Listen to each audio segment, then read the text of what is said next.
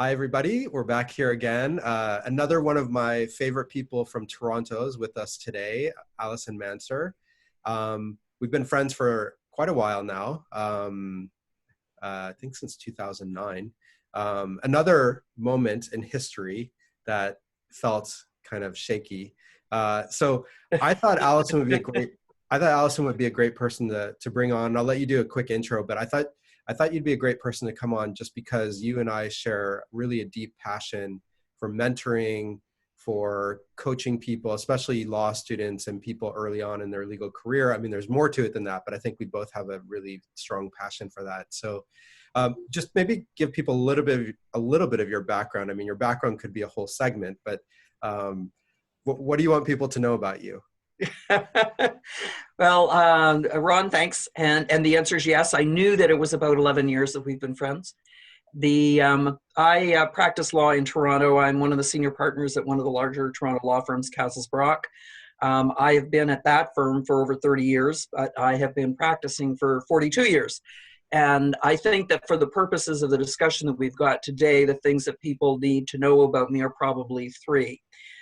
Number one sort of is that I have been practicing in a very broad range of practice for 42 years, which means that I've seen my way through a lot of incidents, if you wish, in the general economy and local geography economies and so on.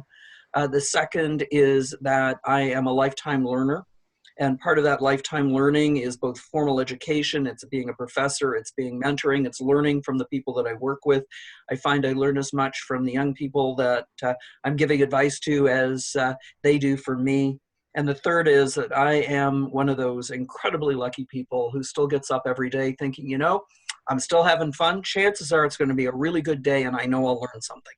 Yeah, I love everything you just said. I think I always tell people if you're not having fun at work, then it's probably you're in the wrong place. You know, you've got to find a way to have fun. I forgot about the fact that you're finishing your PhD. My doctoral thesis got submitted yesterday. Excellent. Congratulations. And of course, you never do anything easy. So it's not even a university in Canada. It's a university in the UK. So Yes. you're always looking for a higher level of difficulty. But we were having a interesting chat just before we started recording that I hadn't even really thought about, because in my life, the main sort of markers of difficulty have been 9/11 and then the financial downturn in 2008, 2009. But you were telling us, why don't you tell everybody a little bit about what for you thought is even more, I guess, consequential than what we're going through right now? There have been a sort of a series. I say to people, I think that I have reinvented my practice 7 times over.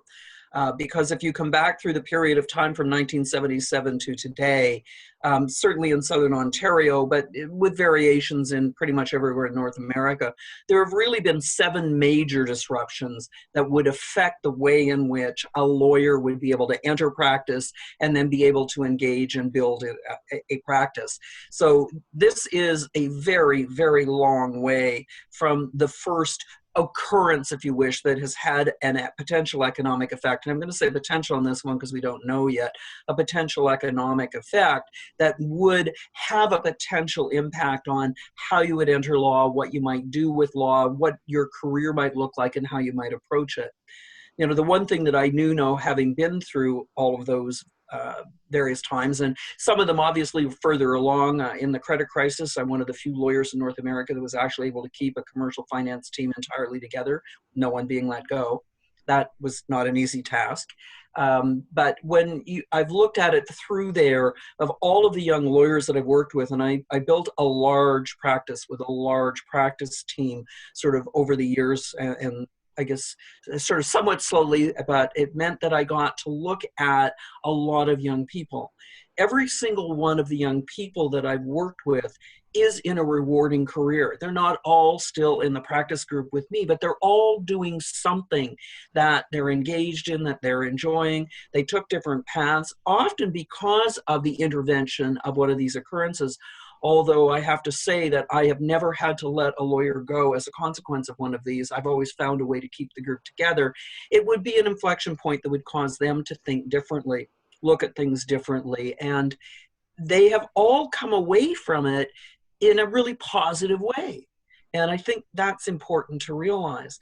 It happened to me and when I went to start. What do you mean? Well, when I was coming out in 77, I know that's older than most of your grandparents, but we'll ignore that point. But when I was coming out to practice in 1977, the Southern Ontario economy, which drives much of Canada, so you can pretty much say it's Canada, went into an extremely deep and very long recession that was driven off of issues in the automotive and real estate industries. And which meant that I was not, and most were not hired back at the firms that we had articled with. We're out on the street. We're having to try and figure out how to build things. And that was a 4-year incident because it took a long time. And the funny thing is that, it's funny sort of now looking back, it looked as though things were emerging by 1981, and we went right back into another real estate driven recession in 1983. So the first many years of my career were spent in this disruption of kind of not knowing where you're going, whether you could build a practice or not build a practice, whether the firms you were with were going to succeed or not. And I had it happen to me again in 1989-90. There was again a very severe recession. More law firms went under in Southern Ontario and in fact in parts of the US as a consequence of that, which was again a heavily real estate bubble driven recession, went under in those recessions and went under in the credit crisis. And everything, I've had a gift for always choosing forefront things. You know, right now I'm one of the leading experts on things such as blockchain applications, fintech, regtech. So I like to get into the leading edge stuff. Good news is you can have a lot of fun, you learn a lot.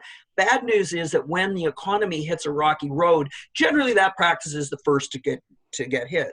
So coming out of each of those, the first case as a very young lawyer, I had to figure out how to make a career and what career I wanted. And then again, in coming in, looking at 89-90, the firm I was at blew up badly. I've written Canada's leading book on partnership law. I don't practice partnership law. I wrote it as an angst reliever coming out of a very bad partnership breakup. So, you know, these are, when you look at these times, everybody who's sitting saying this is unprecedented, it isn't really. When you sit down, what is unprecedented is the way in which government and businesses are reacting to a situation that they really haven't fully and properly analyzed, as opposed to and that is being caused sort of by a virus, which is being treated differently we have in the past. But the occurrence of this type of a disease panel is no different than has occurred many times over the past century. The economic ramifications are no different. I know we're going to end up breaking this into a couple of pieces, and so I'm thinking maybe let's just take a quick break. I'm gonna make a joke and hand it over to our commercial sponsor, but I have a follow-up question that I'll ask. Think about it for a second, which is I keep hearing from law students in particular that there's this anxiety that they have, this almost desperation that they're never going to be able to start their career. And there's almost this reaction that it's like they're going to be so desperate that they're going to just try to get whatever job they can. And to me, that doesn't seem like a smart thing to do. I mean, obviously you got to feed yourself, but think about that for a second, and then we'll take it back from there. Okay, so we're back here with Alison, and Alison, you were telling us about hard times and how, in many ways, although maybe it's a different type of thing that's happening now, the impact is we've gone through similar things before, and maybe too early to say if it's better or worse than anything else. Time will tell. But what I wanted you to comment on is. When I hear someone in law school that there's this anxiety they have because their classes have been canceled, they don't know when they're going to be able to take the bar exam in the US, which we don't have this articling period, so they go straight to the exam. And many of them are feeling like their career, like they've just wasted time in law school. What would you, I mean, and the other thing that I wanted you to comment on is somebody like that who maybe is just going to grab whatever job they can find. Do you think that that's a wise thing to do, or what would you tell them? That's always a hard one to answer. The answer that I'm going to give is that, as far as I'm concerned, law school is never a waste of time, no matter what you end up doing. And the reason for that is it's probably the most flexible academic learning training that you can do for wherever you may end up. And what I usually tell people when they hit an inflection point, whatever the inflection point is, the inflection point could be that you're delayed. And that's all that you were describing, Ron, is a potential for a delay. And I'll tell you, I sold shoes for a while, and it was fine. Selling men's shoes probably built a whole lot of life skills. In the end result, everybody that I've known over the years has found a place and found a career that they have been satisfied with. And that's sort of the central thing to hang on to. What you should use with an inflection point is to think carefully about, and this is going to sound a little bit silly and mentorish, but what makes you happy? And anybody that I've tried to guide through these inflection points, and sometimes it comes about as a health issue, sometimes it comes about as a spousal or marriage issue, sometimes it comes about as a need to relocate or parents. You know, these inflection points can come about from more than just some significant economic effect that is occurring around them. And an inflection point should always be used to sit back and assess and say, what is success really to me? What is it I want to accomplish? What is it I want to do? Too many law students, particularly the ones you're describing, the ones that are getting themselves into an anxious state, are probably doing so because they've somehow either been pushed to or drawn into law school with this path in mind that I'm going to do this, I'm going to do journal or whatever you call it in the US, and I'm going to come out and I'm going to go with this big firm and I'm going to make all this money and I'm going to build this huge practice. And sometimes you get onto that treadmill without realizing it may not even be the right treadmill for you. This may not be the best route for you. So the first thing I say is tamp down the anxiety and use an inflection point, because that's all it is, as an opportunity to think about where you really want to be, what you really want to end up doing. And understand that in 42 years of working with young lawyers, I've not had one fail to find a route that has been very satisfying for them as a career. Mm-hmm. Mm-hmm. Alison, I actually have a question for you. It's actually, you're really successful in your legal career and also in academia. So I guess I have two questions about that. So first, how can you merge your desire and your passion for academia with your professional life in terms of being in the office in a law firm and a company?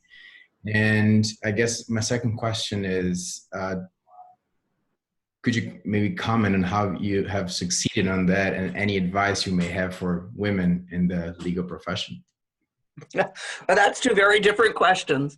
On the academic side, my answer is that you must marry the two. Anyone who goes into the practice of law thinking that they can stop their learning curve is going to fail. They're going to either fail because they're going to fail professionally because they'll not be keeping up with the skill sets that they need, or they're going to fail psychologically because it's going to become a job, what I call ticking boxes. So to me, you must marry the two. Whether you do it formally or informally, is up to you. All of the young lawyers that work with me have, and to varying degrees, pursued additional academic, semi-academic. There are not many who do 8 degrees like I did, but the majority of them that work with me have an interest in writing some articles, writing alerts, learning it from informally, attending to professional things that are available. So much is available, very low cost through the ABA or through similar. So keeping up your academic interest, your learning can be very, very tailored to the time that you've got available and to sort of where your interests are. I tend to be an academic learner who's an applied academic. In other words, my interest is in how knowledge works with the businesses that I'm dealing with and working with. So it might be a little easier for me than somebody who has very esoteric academic interests. But if you're not keeping on learning, you are going to burn out. You are going to lose the joy in what you do. because you need that continuous sort of challenge, in my experience, to keep going. And I found even taking sort of more middle level lawyers that have lost the zip, if you wish, and getting them back into writing and committee involvement has really reinvigorated them and really turned around. So use your professional associations. Number one, it's a good marketing tool, but they'll give you very, very low cost learning opportunities, committee involvements. So you gear it to your time of life. You got less time when you got little kids, more time when you don't, that type of thing. There is always something that you can be doing, but if you're not doing it, you're going to pay the price.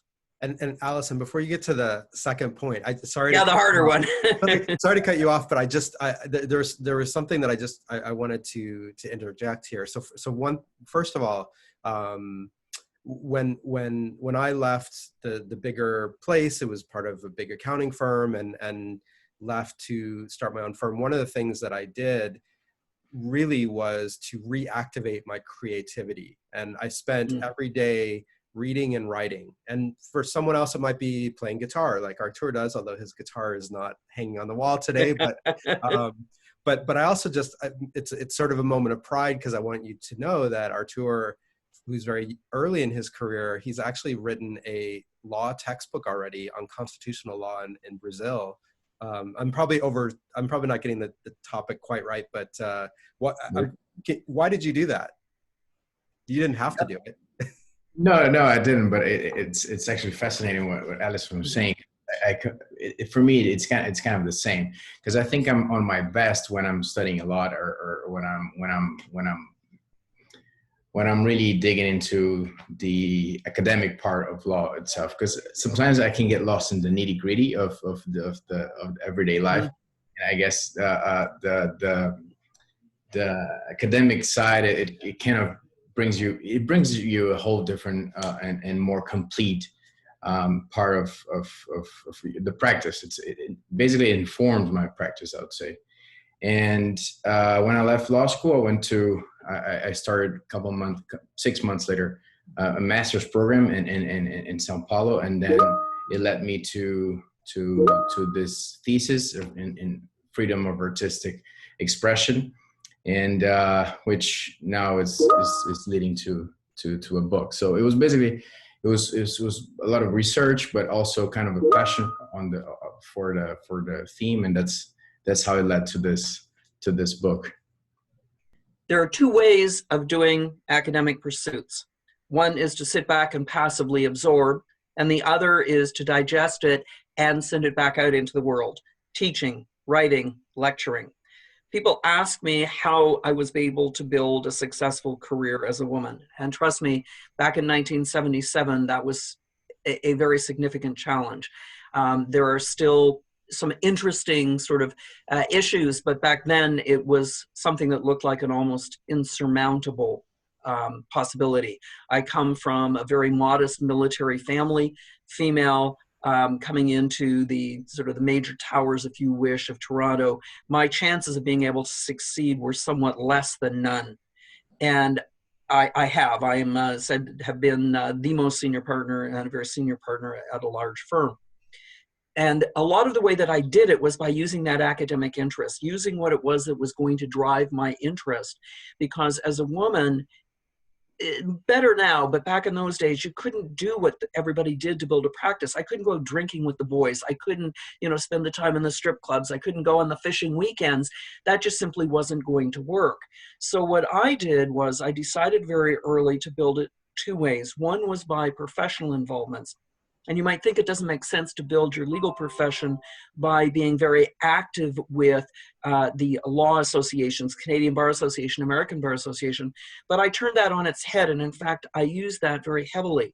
By my committee involvements, I then started getting, as I was building other expertise, became a lawyer's lawyer. I was starting to get retainers from other law firms who wanted more specialized expertise. And I built things fairly quickly that way. And I still do, in fact, use those involvements as a very significant building and marketing tool. It's a safe one. It's one that women or young men, for that matter, can easily work with and use. People get to know you from their committees. You become better at what you do. It gets known that you're better at what you do, and you build sort of fairly quickly that way. And the second was writing, teaching, lecturing. And again, I write heavily in the legal area, and I teach in the legal area. And you would think, once again, but you're writing or teaching to lawyers. But what you're doing with that is you're showing that you know what you do. You get conflict referrals, you get out of jurisdiction referrals, you get young people who come through your classes and decide that they're not going to practice in large firms, and you get the small firm referrals, you get the in-house counsel developments. So I very heavily use my academic interest as the most primary tool that I've used to build my practice over the years, and it was particularly useful as a woman. But I would suggest it's equally useful if you're shy. It's equally useful if you're not comfortable with fishing weekends. It's equally useful where what you want to do is to build your career off of your increasing knowledge and expertise and the fact the world finds out about it. So don't just take your academic as something to absorb. Take it as something that is a major tool in your toolbox. Would you say, I'm just, as I was listening to you, I was thinking sort of about my own involvement in some of those things that you were talking about. And I was thinking, what I would worry about is somebody who listens to that and treats it as a prescription. In other words, this very experienced person is giving me this advice that I should get involved in professional associations, teaching, writing, all of this stuff. And they think they're just going to go through, similar to what you were saying earlier, that the people that go to law school with that goal of working for a big law firm without even knowing what that means. They just know that that's supposed to be that's what they're supposed to do. And so I'm wondering if you can comment on that, because I know for me, a lot of what you were talking about, I've done, not because I felt that, not because it was like a recipe, but rather because I would try things out. And when I would find something I liked, I would just dive into it and stay involved. I would say I'm the Ron mold. You are absolutely 100% correct. It isn't simply something that you can sort of force yourself into and say, I will succeed if I do this. It's simply one of the ways in which it has been possible for me to succeed where I might not others have been able to. But it has to be sort of what it is that drives you. It's got to be the thing that interests and is going to work for you. I've watched others of the young lawyers that I've worked with where what they have found is that their passion is involvement with charitable organizations, or their passion is music, or their passion is... The secret to doing well in law and building in law is to build your knowledge base, build your general understanding of how what you do fits with the world that you're interested in, and then find ways to tell people about that and to build the relationships where people trust and have confidence in you. And that can be done down the academic route. It can be done just as easily because you volunteer with your local hockey team, or you can tell I'm Canadian, eh? Or you end up working with your local philharmonic, or whatever it is. You're absolutely right, Ron. It's that you need to end up finding ways that you're going to build yourself as a person. You're going to let the world know that you've built yourself as a person, because unfortunately no one will look to you as their lawyer of choice if they don't know you, and if they don't know that you have a skill set. Mm-hmm. Yeah, no, this has been great. I mean, as I said at the beginning, you and I are kind of philosophically very aligned on a lot of these things. And I know you take, I just want to repeat something that you said in the first segment that we did, that you take a lot of pride in the fact that even when there were tough times, you found a way to keep your team together without having to lay people off or downsize. And I think obviously, it's not always completely in your control, but the fact that that's even something that you think about and that you can verbalize, I think, I hope that there are other people out there that watch this that aren't just law students, but people who really are, committed to that same objective. I can tell you at this point in time, barring some very unusual or unforeseen circumstances, that the firm I'm with and most of the firms that we work with here got through the credit crisis sort of with the same philosophy, and we are certainly taking the same view now, which is that we're in this with and for our people, and that our people do matter. And a lot of people just see sort of the press about the large American firms and the young lawyers are just cannon fodder. That is not my experience with the vast, vast majority of the legal profession.